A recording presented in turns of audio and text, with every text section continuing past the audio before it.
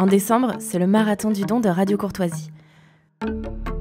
Qu'est-ce que c'est que le Marathon du Don ? Le Marathon du Don, c'est la grande collecte de fonds que nous organisons chaque année au mois de décembre. Parce que c'est la dernière chance pour les auditeurs qui n'ont pas encore fait de dons de défiscaliser utilement, symboliquement, s'ils n'ont pas envie que leur argent serve à financer l'immigration illégale ou les politiques transgenres, eh bien, ils peuvent donner une partie de leur argent à Radio Courtoisie et la déduire de leurs impôts à hauteur de 66%. Et en plus de ça, nous avons un mécène très généreux qui, depuis 2 ans, chaque fin d'année, nous promet de doubler les dons au mois de décembre. C'est-à-dire que si vous donnez 50 €, eh bien nous en recevrons 100, et à vous, il ne vous en coûtera qu'à peu près 18. C'est pourquoi je vous demande de nous soutenir pour ce marathon du don. Donnez-nous les moyens de défendre vos idées. Rendez-vous sur soutenir.rc.fr. Ligne droite, vue de haut. Liselotte Dutreuil. Bonjour Liselotte. Bonjour Maude, bonjour à toute l'équipe et bonjour aux auditeurs. En ce moment, l'Algérie fait parler d'elle dans la presse française. Après l'affaire Boualem Sansal, qui n'est d'ailleurs pas finie, l'Algérie convoque maintenant l'ambassadeur de France, accusant notre pays d'ingérence. Alors comment interpréter cette véhémence de l'Algérie envers la France ? Le dilemme du Sahara oriental doit y être pour quelque chose, mais au-delà de cette problématique, n'y a-t-il pas des tensions plus profondes ? On en parle donc ce matin avec François Martin. Bonjour, merci d'être avec nous François Martin. Bonjour Liselotte, comment allez-vous ? Très bien, et vous ? Alors cette matinée, ça pas va. trop froide, en venant des Yvelines comme moi, voilà. Vous êtes mais pas trop froid, ça va ? Ça va très bien. Je vous présente rapidement pour les auditeurs. Vous êtes géopoliticien, journaliste et essayiste. Oui. Votre dernier livre, c'est Le temps des fractures, l'Occident contre le reste du monde, aux éditions Jean-Cyril Godefroy. Alors aujourd'hui, on est là pour parler de l'Algérie. Peut-être pourrions-nous commencer par parler d'Amin Aissa Yaoui. Alors je prononce probablement très mal, mais donc c'est un homme de 35 ans qui s'est présenté à la télévision publique algérienne à visage découvert après, donc il s'est présenté comme un ancien djihadiste qui aurait œuvré en Syrie et en Irak, qui est revenu en Algérie pour y purger sa peine. Et puis il dénonce des manipulations de la France qui aurait cherché à se servir de lui, la DGSE plus précisément, lui demandant d'espionner des islamistes radicaux dans les quartiers populaires d'Alger, de se rendre au Niger pour s'informer sur des groupes armés, de constituer une cellule terroriste en Algérie. Et donc, annonçant tout cela, l'Algérie s'est saisie du dossier et a convoqué donc notre ambassadeur, accusant la France d'ingérence. Ils expliquent qu'il y a la ferme réprobation des plus hautes autorités algériennes face aux nombreuses provocations et actes hostiles français en direction de l'Algérie. Ils sont presque menaçants, on va jusqu'à dire. Ces agissements ne sauraient rester sans conséquences. L'Algérie prendra toutes les mesures qui s'imposent pour faire face à ces tentatives d'ingérence. On est quand même peut-être face à la naissance d'une crise diplomatique assez sérieuse. Pourtant, l'élément déclencheur, c'est quand même un illustre inconnu qui arrive à la télévision et puis qui commence à raconter une histoire un peu saugrenue. L'ambassadeur de France lui-même explique qu'il ne comprend pas trop et qu'il y a quand même un monde entre cette personne qui vient raconter des histoires à la télévision et les conséquences diplomatiques que ça pourrait avoir. Alors déjà, comment se positionner sur cette histoire, François Martin ? Alors d'abord, la situation de crise entre la France et l'Algérie, c'est pas nouveau. Je dirais que c'est même un élément constitutif de la relation et qui est entretenu par l'Algérie comme tel. Mais il faut comprendre en fait un peu le système algérien. Comment fonctionne le système algérien ? Alors moi, j'ai fait du commerce international dans l'alimentaire pendant 40 ans et j'ai travaillé en particulier dans une société qui travaillait beaucoup avec l'Algérie. Moi, je ne m'occupais pas moi-même de l'Algérie, je m'occupais mais je vendais de la poudre de lait, des produits comme ça. Et en fait, on sait très bien comment fonctionne le système algérien. C'est de notoriété publique, en fait. C'est organisé c'est une junte, en fait. C'est une oligarchie avec un certain nombre de grands personnages, un certain nombre de généraux. Et il est de notoriété publique, ça, les Algériens, quand ils vous diront la vérité, ils vous le diront tous, que c'est organisé avec un certain nombre de coteries et de boutiques, en fait, avec tel personnage qui s'occupe de l'importation de tel produit, tel produit, tel produit. Ils sont répartis les importations et en fait, chacun reçoit sa petite obole ou sa grosse obole en fonction des produits qui sont importés. Alors, pour le prouver, c'est très facile en fait. Si vous regardez la structure des exportations et de la production de l'Algérie, ce que j'ai fait hier, vous voyez que le PIB algérien, ça fait 240 milliards de dollars à peu près. Et là-dessus, les exportations algériennes font 70 milliards par an. Ça, c'est 2022. Mais là-dessus, les exportations hors pétrole ne représentent même pas 7 milliards, parce que dans les 7 milliards, il y a les dérivés du pétrole, il y a du goudron, il y a des choses comme ça. Ça fait 3% à peine du PIB. Donc l'Algérie exporte hors pétrole à peine 3% de son PIB. Alors que si vous regardez le Maroc et la Tunisie, par exemple, le Maroc a, au lieu de 7 milliards, exportation hors pétrole à 42 milliards, c'est-à-dire 30% de son PIB, et la Tunisie 15 milliards, c'est-à-dire 30% de son PIB. C'est-à-dire que l'Algérie est organisée comme un système de pénurie.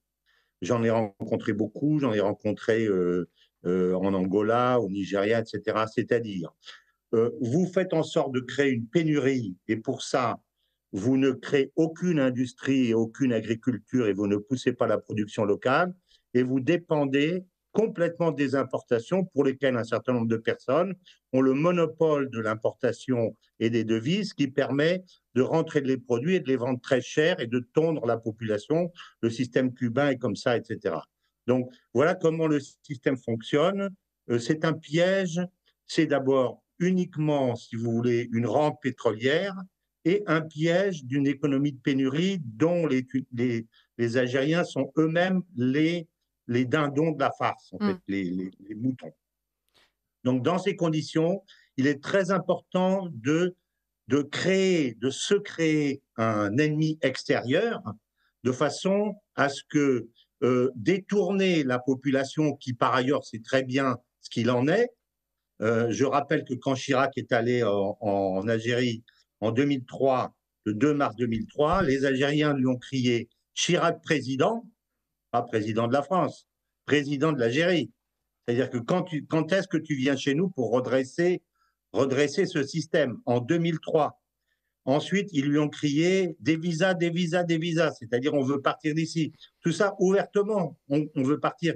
Et il paraît qu'ils lui ont même dit quand est-ce que tu viens chez nous pour remplacer cette bande de types. Donc, si vous voulez, voilà comment. Donc, si on replace ça dans ce contexte, on comprend beaucoup mieux la raison de cette animosité qui doit être absolument utilisée d'une façon permanente. Et la France sert en fait de bouc émissaire pour essayer de faire oublier aux Algériens. D'ailleurs, ça ne les trompe pas, puisque Chirac avait reçu un accueil triomphal, mais ça sert à alimenter un certain nombre d'intellectuels, etc., etc. Et moi, je lis les histoires de Boualem Sansal comme exactement une autre façon disons, de mettre du bois dans ce feu contre la France.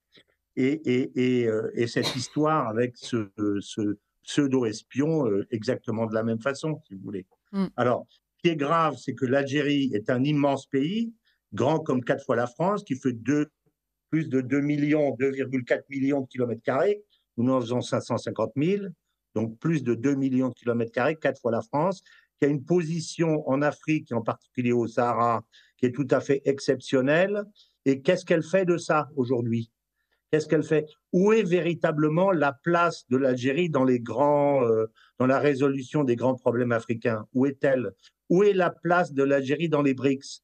L'Algérie n'a même pas été admise dans les BRICS. Elle était admise dans les pays, comment dire, pas des BRICS directement, mais si vous voulez, les amis ou les collaborateurs des BRICS, si vous voulez. Dans la chambre numéro 2, où on met ceux qu'on ne veut pas faire rentrer dedans. Comment l'Algérie, qui a une telle puissance, une telle capacité géopolitique, avec cette place méditerranéenne et cette espèce d'entrée dans le Sahara, qui devrait être le plus grand pays d'Afrique, peut-être, de par son économie, elle s'est enfermée dans un système de rente et dans un système d'accusation permanent de la France qui l'empêche complètement de développer son immense pays et son potentiel, en fait. Ce qui est un jeu Voilà. C'est un jeu dangereux pour l'Algérie, puisque vous nous expliquez que justement tout son système économique est basé sur l'importation, ce qui devrait impliquer normalement une diplomatie exceptionnelle pour pouvoir continuer justement à entretenir ses liens avec les pays dont elle finit par dépendre. Aujourd'hui, ce n'est pas le cas. L'Algérie... Bien sûr. Mais non, mais parce qu'elle fonctionne comme un système en fait de prédation interne, c'est ça. Parce que quand vous avez deux systèmes en fait dans les pays. Vous avez les systèmes de pénurie, vous avez les systèmes de prospérité et d'ouverture. Bon, beaucoup de pays africains fonctionnent comme des systèmes de pénurie parce que quand vous êtes dans la pénurie, vous vous enrichissez énormément parce que ce que vous avez, vous recevez, vous êtes près du pouvoir et vous en avez le monopole et vous vendez ça à 10 fois le prix, 100 Mm. fois le prix, 1000 fois le prix. Donc, en fait, les gens qui sont dans des systèmes comme ça font des fortunes. C'est ça la réalité. Donc, il faut trouver des systèmes accusatoires par rapport à l'extérieur. C'est ce que fait, par exemple, Cuba, où j'étais il y a quelques années, que je connais très très bien. C'est organisé exactement comme ça. Et les populations internes sont complètement piégées, si vous voulez, parce que du coup, l'agriculture ne se développe pas. Quand un agriculteur a une production et qui vend ses tomates au marché, il va pas payer le ministre de l'importation ou le directeur des douanes, si vous voulez. Les oligarques vont rien toucher.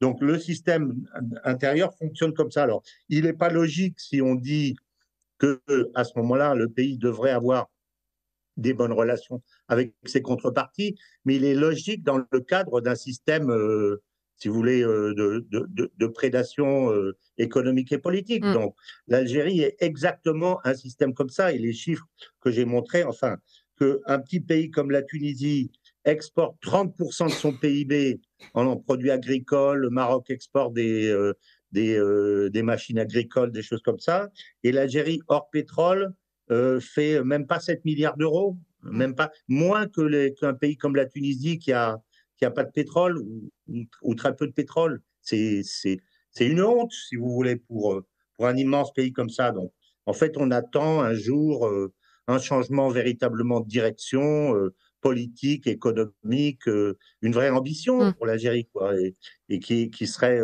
justifiée.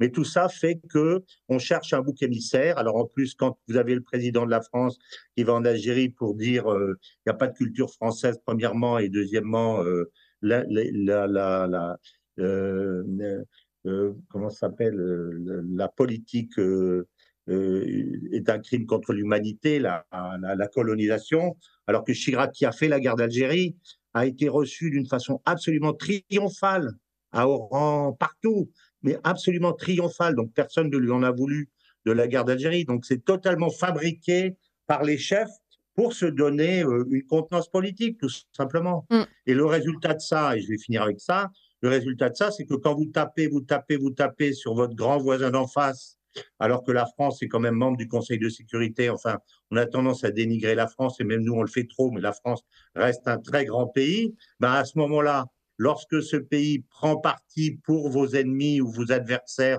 marocains sur la question sahraoui, ben, on n'a qu'à s'en prendre qu'à soi-même. C'est un camouflet diplomatique total pour l'Algérie de faire ça.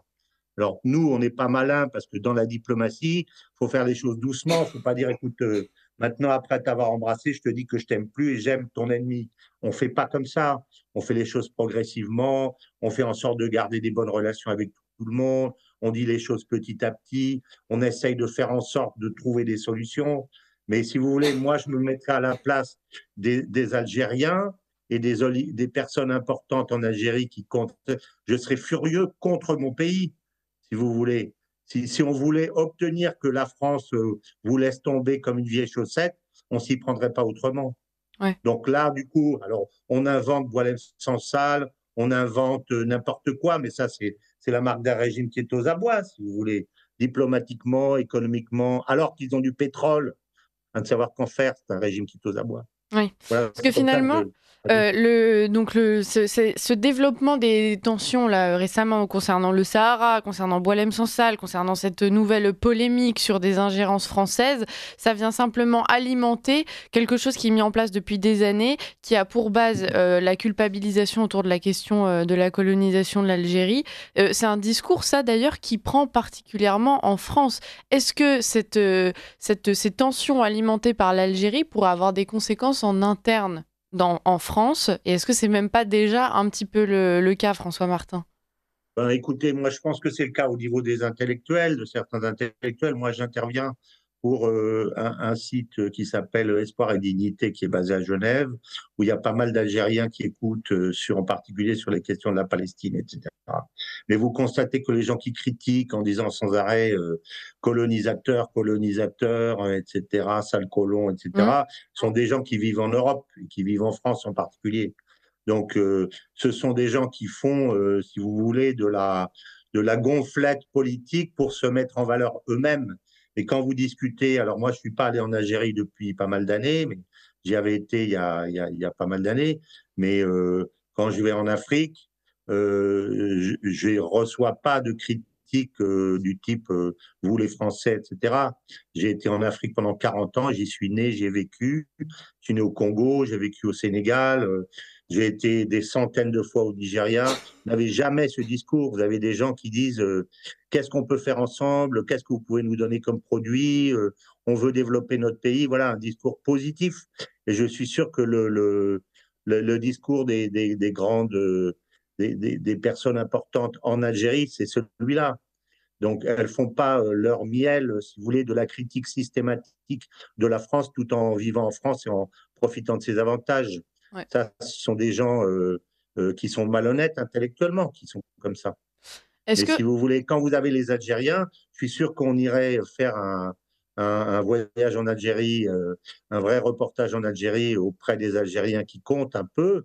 Ils diraient, mais allez, il faut ouvrir, il faut se développer, il faut profiter de nos opportunités, il faut attirer des investisseurs. Comment vous voulez attirer des investisseurs en Algérie avec un discours comme celui-là? Qui est-ce qui est fautif de ça? Et nous, on est fautif aussi, parce que du coup, comme on a peur de nos communautés d'origine algérienne en France, qui d'ailleurs sont bien sages, ne critiquent pas tellement la France, parce qu'elles sont pour la plupart insérées dans le système. Je fais une différence entre les travailleurs et les gens qui sont des intellectuels. Ouais. Les intellectuels, ils font leur miel de ça parce que c'est de ça qu'ils vivent. Ils ont un discours politique, en fait. Les gens qui travaillent, vous ne voyez pas, sauf quand vous avez le foot, vous n'avez pas des millions de personnes dans la rue en disant français, salaud. Alors, je pense qu'il y a une fracture, il doit y avoir une fracture générationnelle à ce niveau-là quand même, parce qu'on voit que les plus jeunes générations d'Algériens, en tout cas les enfants d'immigrés algériens, aujourd'hui, vivent quand même une certaine haine de la France. Hein. Quand on les interroge sur la façon dont ils se ressentent, c'est toujours algérien d'abord. La France, en fait, elle nous a tout pris, elle nous doit tout. Donc, il y a peut-être un terreau sur ces jeunes générations qui souvent sont hors sol, qui pourraient être exploitées par l'Algérie pour déstabiliser la France en interne. Oui, c'est vrai, c'est vrai. Non, mais c'est tout à fait vrai ce que vous dites. Mais par ailleurs, je veux dire, aucun Algérien n'a aucun doute sur le caractère très hypocrite du discours politique algérien. Donc, ce gouvernement algérien est totalement discrédité auprès de ses populations. Donc, qu'il essaye d'exploiter une fibre nationaliste, d'accord, qu'il y a un certain discours, oui, vous nous avez tout pris, etc., qui prend, d'accord, mais là, quand vous regardez les chiffres, ça ne résiste pas. Exportation hors pétrole, 7 milliards. Vous voyez? Donc, ça ne représente rien. Que fait l'Algérie de son potentiel? C'est ça qu'il faut leur répondre. D'abord, vous êtes en France, parlez de la France. Vous êtes là pour travailler, pour développer la France. Alors arrêtez de nous bassiner avec un discours sur la colonie, ou alors allez développer votre pays, allez lutter contre votre gouvernement, allez le renverser, créer des institutions démocratiques. Qu'est-ce que vous attendez? C'est ce que je leur dis, moi. Qu'est-ce que vous attendez? Soyez cohérents avec vous-même. C'est un discours que je comprends très bien, si vous voulez, mais c'est un discours de faible, je dirais, si vous voyez ce que je veux dire. Et de gens manipulés, en fait. C'est ça, la réalité. Vous voyez? Voilà. On a un durcissement des relations commerciales entre la France et l'Algérie récemment, début octobre par exemple. On a donc l'organisme de régulation de l'import-export qui a bloqué les autorisations nécessaires à toute importation en provenance de la France, alors que précisément la France est le deuxième fournisseur de l'Algérie.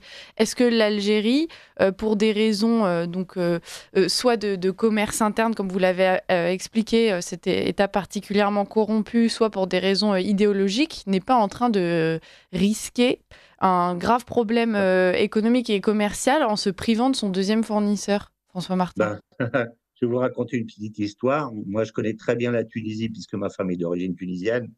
Bourguiba, à l'époque du Fatah et de l'OLP, avait fait un discours parce que les Palestiniens avaient voulu boycotter l'Allemagne qui ne reconnaissait pas l'autorité palestinienne. Il leur a fait un discours et il leur a dit, écoutez, vous me faites penser au type qui dit à sa femme, comme tu me trompes pour te punir, j'ai décidé de me couper le sexe. Il leur a dit ça. Il a dit ça aux Palestiniens. Donc, je veux dire, Ça a le mérite d'être imagé. l'Algérie a envie de se couper le sexe pour punir la France, c'est son affaire. Mais à mon avis, c'est plutôt l'Algérie que ça va embêter plutôt que la France. Voilà un peu comment je peux répondre à votre question. Comment la France doit se positionner sur cette crise, François Martin? Est-ce qu'il faut tenter de recréer un lien, justement, et de travailler avec l'Algérie? On en a déjà parlé, mais on a aussi des problèmes avec certains ressortissants algériens. Donc, ça serait bien de ne pas non plus complètement couper nos liens avec ce pays. Néanmoins, est-ce qu'il ne serait pas temps aussi de taper du poing sur la table? Beaucoup, par exemple, attendent des réactions et une prise de mesures fortes suite à l'arrestation de Boualem Sansal. Oui, ben moi je suis d'accord avec ça. En fait, nous, on est d'une faiblesse insigne parce qu'on a des gouvernements de gauche c'est toujours le même principe de ce que j'appelle la République mitterrandienne, qui consiste à survaloriser tout ce qui vient de l'immigration pour pouvoir ostraciser les patriotes en regard, les enfermer dans un ghetto politique et les traiter de nazis, de fascistes, etc., pour survaloriser derrière, comment dire, dévaloriser les patriotes et les conservateurs et survaloriser le progressisme. C'est ça notre système. C'est celui qui prévalait aux États-Unis, celui qu'on a considéré pour pouvoir maîtriser et diminuer l'importance du conservatisme, si vous voulez. C'est ce qu'on a fait. Donc, on continue, mais c'est une politique complètement idiote. Donc, moi, dans ces conditions, je dirais qu'il faut simplement faire le gros dos, mais à un moment donné, si les critiques algériennes vont trop loin, il faut prendre des mesures. Vous savez, je crois qu'il y a, depuis les années 60, il y a un système automatique de visa pour les Algériens. Je n'ai pas été regardé dans le détail, mais je crois qu'il est automatique, ce qui n'est pas le cas de tout le monde. Si vous remettez ça en question, il y aura une révolution. Il n'y aura pas de révolution en France, il y aura une révolution en Algérie contre les dirigeants algériens, en leur disant, espèce d'imbécile, pourquoi vous nous mettez dans cette situation? Bon, qu'est-ce qu'on attend? Il ne suffit pas de se fâcher, de taper du poing sur la table, il suffit de dire simplement, je tire les conséquences de nos actes. Si vous nous dites que vous ne nous aimez plus et qu'on est des salopards, etc., écoutez, on n'a pas grand-chose à faire ensemble. C'est ce qu'on a fait d'une certaine façon avec cette affaire du Sahara. Justement, est-ce que la France a bien fait de se positionner sur cette affaire, François Martin? J'en sais rien, justement. Moi, j'ai pas bien étudié l'historique sahraoui. Moi, j'ai eu tendance à penser que c'est une affaire qui devrait être plutôt résolue à l'ONU, de façon à pouvoir lui donner une réponse, si vous voulez, qui est officielle et qui a le sceau de l'ensemble des nations. Alors, je crois que c'est un peu ce que voulait l'Algérie, parce qu'elle a tendance à vouloir pousser vers un référendum qui serait probablement qu'elle essaierait de bidouiller. C'est sa seule façon de s'en sortir. Donc, en fait, moi, j'aurais été le chef de l'État, je pense que je ne me serais pas positionné d'une façon aussi brutale, parce que d'une façon générale, l'Algérie reste un partenaire potentiel intéressant, comme j'ai dit, de par sa taille, de par ses exportations pétrolières, de par son potentiel. D'ailleurs, un pays comme la Russie, par exemple, a d'excellentes relations avec l'Algérie et d'excellentes relations avec le Maroc, par ailleurs. mais elle n'est pas rentrée dans cette espèce de Ouais. narratif. Faut leur dire, écoutez, je crois que Bouteflika était venu une fois, il avait même été reçu au Parlement et il avait fait un discours contre la colonisation et contre la France au Parlement. Il faut lui dire, écoutez, cher monsieur, on n'en veut pas de votre truc là, si vous voulez ça. Voyez, simplement, on peut dire un petit mot du système. Regardez, quand vous avez des systèmes oligarchiques, en général, la grande terreur des oligarques, c'est de mettre en place un porte-parole, un chef d'État, qui puisse en fait échapper des mains des marionnettistes. Alors c'était Napoléon III, hein, c'est un crétin qu'on mènera. C'était Napoléon Ier, c'était Poutine, c'est des gens comme ça. Donc on met en place un vieillard Kakoshim de façon à ce qu'il risque pas de se retourner contre vous parce qu'il n'a pas de force. Donc regardez Bouteflika, c'est typique. Regardez Biden, c'est typique. Ou alors on met un jeune sans expérience qui fait le malin. Ça c'est Macron. Ou alors on met un gamin ou on met un crétin ou une crétine. Regardez ce qui s'est passé aux États-Unis quand vous écoutez les discours de Kamala.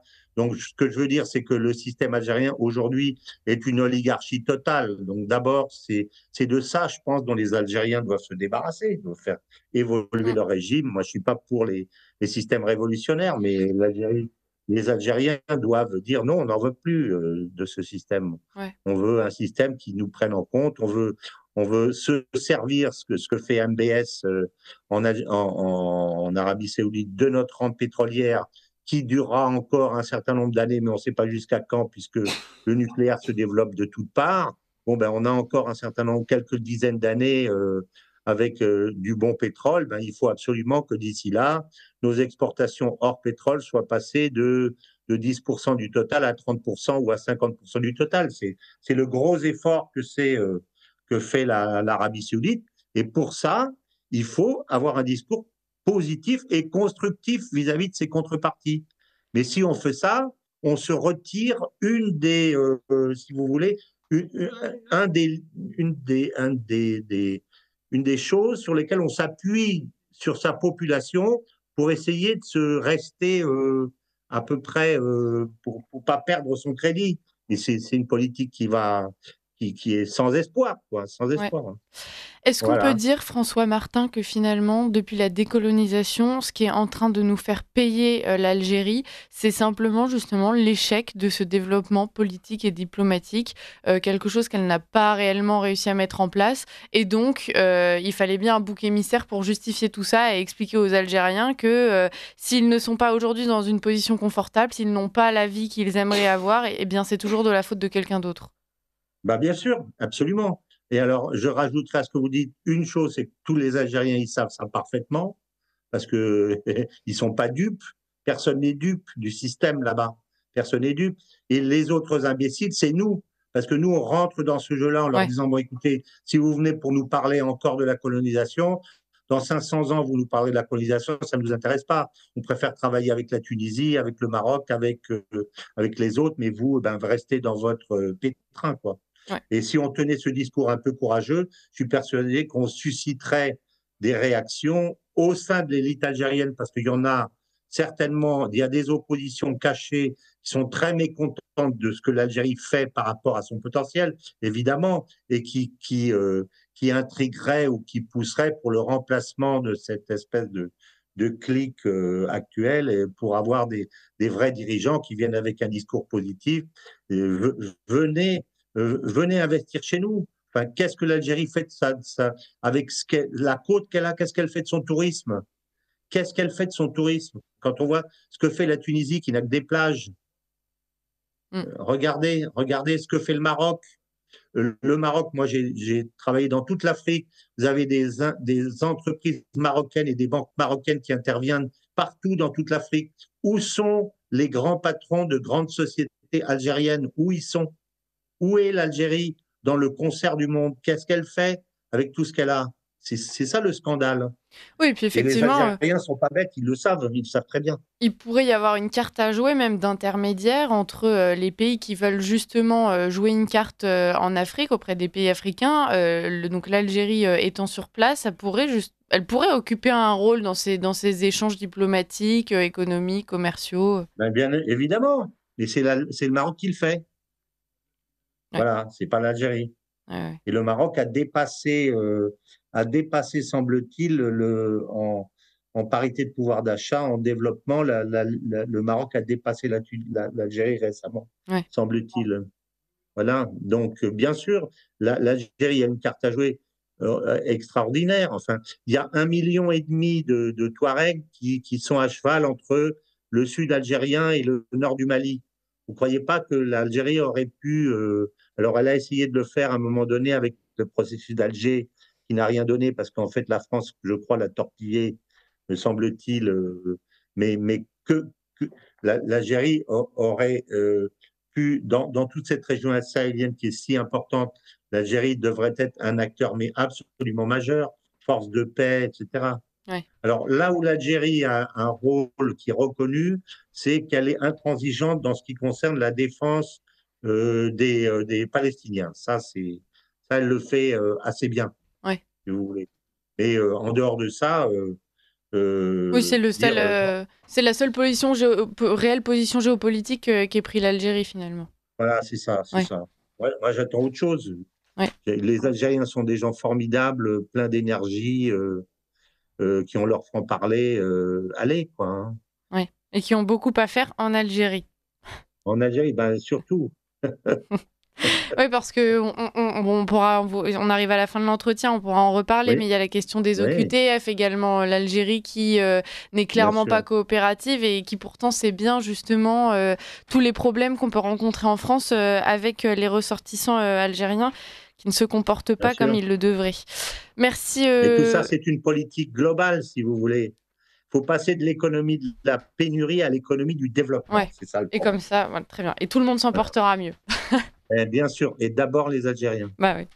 Merci beaucoup François Martin pour cet échange. Je rappelle que vous êtes géopoliticien, journaliste et essayiste, que votre dernier livre, s'il intéresse les auditeurs, c'est Le temps des fractures, l'Occident contre le reste du monde aux éditions Jean-Cyril Godefroy.